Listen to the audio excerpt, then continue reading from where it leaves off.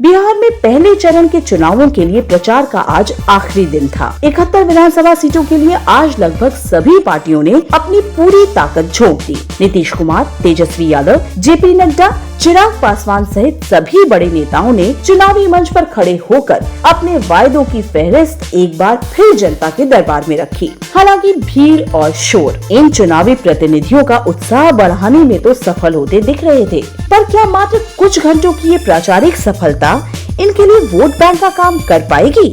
खैर, इस राज पर से पर्दा तो इलेक्ट्रॉनिक वोटिंग मशीन यानी ईवीएम के जरिए जल्द ही खुल जाएगा। पर उससे पहले हम इस चुनाव से जुड़ी कुछ ऐसी जमीनी हकीकत आपके सामने रखने जा रहे हैं जो कम से कम बिहार के संदर्भ में तो काफी हद तक अनसुनी सी ही लगती है। देश के गरीब राज्यों की टॉप 5 की सूची में 5वें पायदान पर काबिज इस राज्य में चुनाव हमेशा से ही जाति प्रधान माने जाते हैं। यानी देश और दुनिया में चुनाव के लिए विकास, बिजली, पानी, कोई भी मुद्दा हो, लेकिन यहाँ सत्ता के सिंहासन पर कौन बैठेगा ये तय करते हैं जात पात के बाजार में बैठे अपने रसूख का सिक्का चलाने वाले उस जाति समूह के ठेकेदार। पर इस बार की चुनावी हवा किसी और ही दिशा की ओर बहती नजर आ रही है और उस दिशा का नाम है बेरोजगार को रोजगार। जी हाँ, सही सुना आपने। बेरोजगारी के दलदल में बुरी तरह धंस चुके इस राज्य को इन हालातों से बाहर निकालने में ये चुनाव अहम भूमिका अदा कर सकता है। पोल के मुताबिक करीब 54% बिहारी इसी मुद्दे को आधार बनाकर ईवीएम के बटन पर अपनी उंगली रखने वाले हैं। शायद राजनीतिक पार्टियां भी जनता के इस बदलते मूड के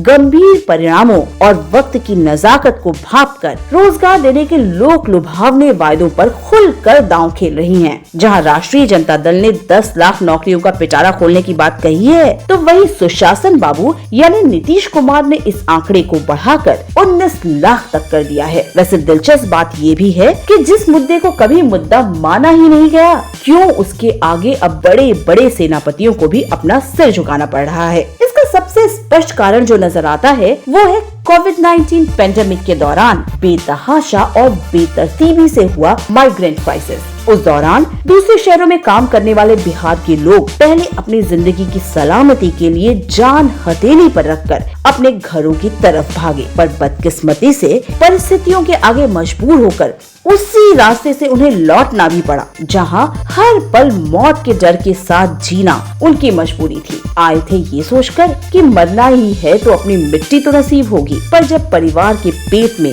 भूख का चूल्हा अपनी गर्मी बढ़ाने लगा तो अपने आंगन में सुरक्षित महसूस होने का मोह भी छोड़ दिया। और यही वो समय था जब बिहारियों को अपने प्रदेश की बेरोजगारी की हालत और रोजगार का महत्व महसूस हुआ। खास करके यहाँ के युवा वर्ग के लिए पहली और सबसे बड़ी प्राथमिकता रोजगार ही है। इसके अलावा किसी दूसरे विषय में ना तो उन्हें कुछ सुनना है और ना ही कहना। अब राजनीतिक दलों को भी पता है कि गाड़ी किस दिशा में जाएगी, ये तो उसका ड्राइवर ही तय करता है। हालांकि इस वर्ग को नाराज और निराश करने की गलती इसलिए कतई नहीं की जा सकती। अब अपनी तरफ से बोली तो सभी ने लगा दी है। देखना ये है कि किसके ऑफर को बिहार की जनता अपने कमान पर चढ़ाकर वोट रूपी तीर के जरिए सत्ता के गलियारे तक पहुंचाती है और किसको गेट के बाहर खड़े रहकर 5 साल के इंतजार का वनवास झेलना पड़ेगा।